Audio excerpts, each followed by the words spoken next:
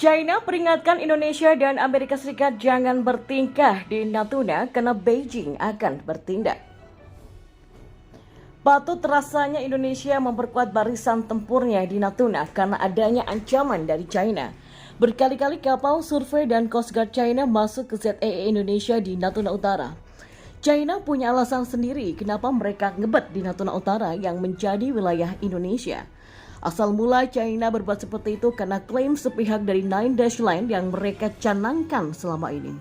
China menyerobot 90% perairan Indo-Pasifik, mengklaim diri menjadi pemilik tunggal karena faktor sejarah. Nine Dash Line jelas menyalahi United Nations Convention on the Law of the Sea atau UNCLOS. Klaim China ini tak main-main, sepanjang 1.800 km, ia menegaskan semua miliknya. Tak boleh ada negara lain yang boleh mengakui kecuali China. Klaim berdasarkan faktor sejumlah di mana dinasti Ming China dulu wilayah kekuasaannya seperti Nine Dash Line. Selain faktor sejarah, China ingin menguasai perairan ini lantaran kekayaan alamnya dalam laporan TSIS perairan Indo-Pasifik punya cadangan minyak bumi sebanyak 2.500 sampai 10.000 juta barel. Sektor perikanan juga tinggi di wilayah ini di mana dalam setahun total nelayan bisa meraup 767.126 ton ikan laut dari sana. Seperti yang dijelaskan tadi, karena faktor sejarahlah China berani mengeluarkan klaim Nine Dash Line-nya. Celakanya ZEE Indonesia di Natuna Utara sekalian dijilat oleh China.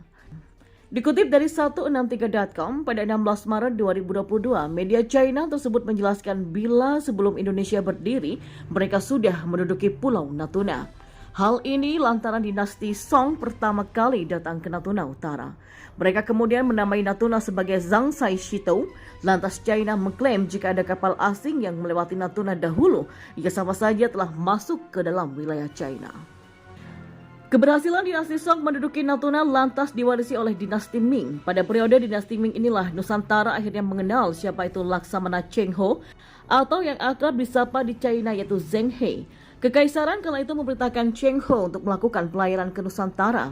Sebelum masuk ke perairan Jawa hingga Selat Malaka nantinya Cheng Ho transit di Zhangsai Shitou dan untuk isi ulang bekal.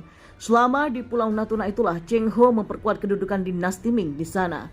Nama Zhangsai Shitou lantas ia ganti dengan Wanchengyu Anbuna.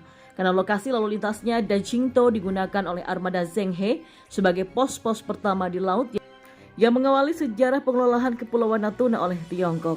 Bagan navigasi Zheng He dari dinasti Ming menggambarkan lokasi Jishitio atau Natuna, kata 163.com. Dan jika menurut literatur China, dinasti Ming menguasai Natuna selama lebih dari 200 tahun lebih.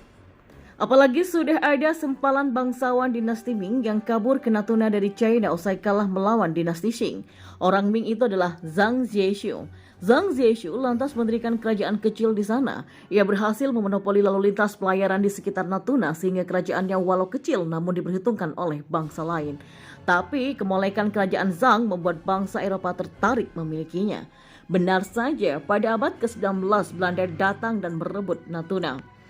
Pada awal abad ke-19, pewaris terakhir Zhang Ziyeshu meninggal, kerajaannya hancur, dijajah oleh Belanda dan kemudian di bawah yurisdiksi Indonesia. Belanda menjajah Kepulauan Melayu dan Kepulauan Natuna secara bersamaan. Dan untuk memutuskan ikatan budaya dengan China, mereka mengubah nama Anbuna menjadi Natuna yang merupakan asal dari Kepulauan Natuna, kata 163.com. Sejarah kemudian berubah lagi. Serangan Kekaisaran Jepang lalu melunturkan penjajahan 350 tahun Belanda akan Nusantara. Jepang tak begitu tertarik mengurus Natuna di mana Rikugun dan Kaigun lebih mementingkan pertahanan di Papua Nugini menghadapi Amerika Serikat atau AS. Saat penjajahan Jepang itulah kaum nasionalis semakin bernafsu untuk membawa Indonesia merdeka. Hal itu adalah kejadian pada tanggal 17 Agustus 1945. Indonesia merdeka dan otomatis mewarisi semua wilayah bekas jajahan Belanda masuk dalam bingkai NKRI termasuk Natuna. Sejurus kemudian PBB juga mengakui kemerdekaan Indonesia hingga pada tahun 1982 Jakarta meratifikasi UNCLOS. Posisi Natuna semakin kuat karena pengakuan internasional yang berdasarkan konvensi hukum laut itu. Disinilah China tak terima karena mereka merasa Natuna sudah diurus, dikembangkan tapi besarnya Indonesia yang memiliki. Sejarah Kepulauan Natuna dapat dikatakan bahwa China seorang diri mengembangkan menjadi surga dan juga menjadi tanah merdeka bagi orang China. Pada pertengahan abad ke-20, Indonesia mengusir penjajah Belanda untuk mendirikan negara merdeka. Jelas 163.com. Klaim Nine Dash Line bukan hanya ditentang oleh Indonesia, namun negara lain seperti Amerika Serikat juga tak setuju dengan keputusan sepihak China. China sendiri mengakui bahwa dirinya kalah dalam perebutan Natuna dalam melawan Indonesia.